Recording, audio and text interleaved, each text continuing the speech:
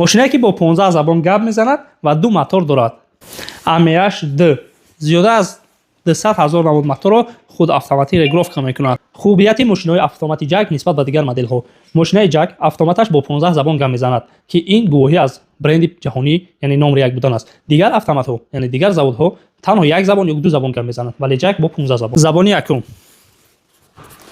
Função de voz encendido. Função de lembrete de voz a Голосовое сопровождение включено. فتح وظيفة التنبيه بصوت. Bật chức năng giọng nói. هشدار صوتی فعال. Voice reminder function चालू. Sesli hatırlatma işlevi. Funkcji pengingat suara. Powiadomienia głosowe włączone. Funzione di promemoria vocale attiva. เปิดฟังก์ชันเตือนด้วยเสียง Функцію голосового нагадування увімкнено. 语音功能开 음성 공능 열기. ماشین با 15 زبان گپ زد. چکلی که شما دیدید.